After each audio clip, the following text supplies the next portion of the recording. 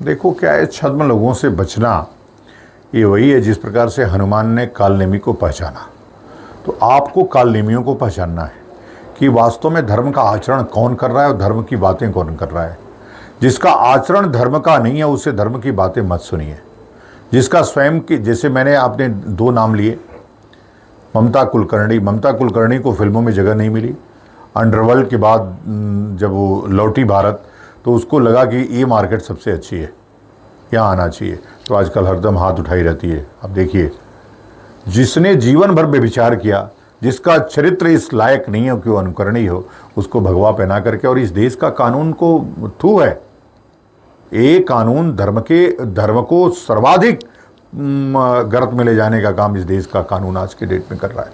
नहीं तो एक कानून होता जो चारों शंकराचार्यों को मिला करके बनता, या जिसको चाहेंगे वही भगवा वस्त्र धारण कर सकता है, ये जिसको चाहेंगे वही व्यासपीठ पे बैठ सकता है और जनता उसी का अनुकरण करेगी। इस पूरे समाज का आचार्य है शंकराचार्य। आज लेकिन शंकराचार्यों की बातें गौड़ हो गई, मोदी की बात बड़ी हो गई, शंकराचार्यों की बातें गौड़ हो गई, मोहन भागवत की बातें श्रेष्ठ हो गई। धर्म पे जब प्रश्न पूछना होता है तो मोहन भागवत से पूछते हैं, कोई शंकराचार्यों से नहीं पूछ रहा है। यह हमारी अवनति है। और जिस दिन फिर से जनता खड़ी होगी कि हमको अपने आचार्यों की स्थापना करनी है, अपने आचार्यों की ही बात माननी है, उस दिन जितने लोकतंत्र में काम करने वाले सरकार हो या तथाकथित हिंदू संगठन हो, उस सब राइट टाइम हो जाएंगे। जी महाराज जी, जैसे पास्ट की आपने बात की, मेरा आखिरी प्रश्न है क्योंकि अभी समय भी पूरा हो रहा है, तो पास्ट की बात की, जैसे ममता कुलकर्णी का पास्ट या हर्षा रिछारिया का पास्ट, तो ये बात तो सत्य है कि व्यक्ति ने जीवन भर जो कर्म किए हैं वो हमेशा कई जन्मों तक हमारे शास्त्रों के हिसाब से पीछा करते हैं। ऐसा ही एक प्रकरण अभी निकल के आया है। एक अश्लील साहित्य का लेखक था जिसने जीवन के 40 साल तक, 2013 तक उन्होंने अश्लील लेखन किया, और इतना अश्लील था कि इस चैनल में बोलेंगे तो शायद वो हम दिखा भी ना पाए।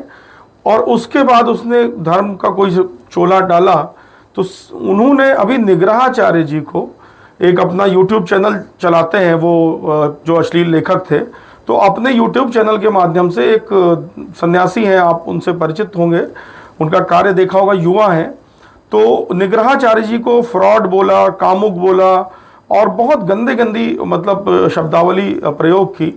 तो क्या ये धर्म के हिसाब से, समाज के हिसाब से उचित है? और क्या उस व्यक्ति का जो भूतकाल था, जो उसने जीवन भर किया, जो उसने संभोग के विषय में, अन्य इस काम रस के विषय में, और कुंती के ऊपर उन्होंने जो कमेंट किए उस पर FIRs भी हैं, तो क्या इसको भुला देना चाहिए? देखो क्या है, ये तो हिंदू धर्म की लोगों की, उसको मानने वालों की कमी है। जिस तरह से इस्लाम के लोगों की तरह कि यदि उनके मोहम्मद के ऊपर कुछ कह दिए तो सरतन से जुदा, उसी तरह से अगर हमारे धर्म के ऊपर, हमारे धर्माचार्यों के ऊपर कोई भी व्यक्ति जो भी बोलेगा वो निश्चित रूप से धर्मद्रोही होगा। निग्रहाचार्य का कार्य आज के युग में, मैं तो निग्रहाचार्य को अवतार मानता हूँ कि कोई न कोई अवतार है वो व्यक्ति। बस ये है कि शब्दों की मर्यादा उनको भी रखनी चाहिए। किसी के लिए कोई बात, जो आचार्य पीठों पे बैठे हुए लोग हैं उनके लिए हमको बोलना चाहिए, नहीं बोलना चाहिए, ये उनको भी ध्यान रखना चाहिए। लेकिन जिस प्रकार की शास्त्रीय मर्यादा का पालन करने की बात तीव्र शब्दों में, तीक्ष्ण शब्दों में वो करते हैं, अब कोई है नहीं। और मुझे लगता है कि फिर कोई निग्रहाचार्य इस धरती पे नहीं आएगा। तो वो व्यक्ति बहुत ही अनुकरणीय है, बहुत ही आदरणीय है, बहुत ही पूजनीय है। तो जितना उनकी प्रशंसा की जाए उतनी कम है।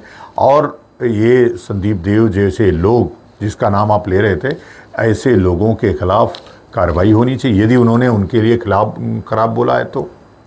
और खराब बोलने के पहले ये सोचना चाहिए कि क्या संदीप देव मोहम्मद के ऊपर बोलने की ज़रूरत है इनके ऊपर?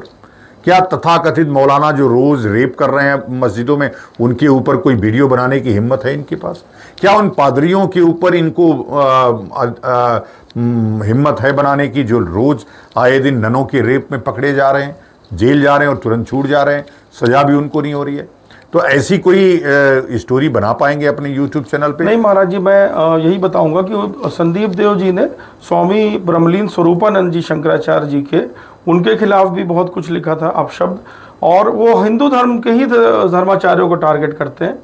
तो आपने महाराज जी जो शब्द बोले वो बहुत बड़े हैं, और अब समय सीमा भी समाप्त हो रही है।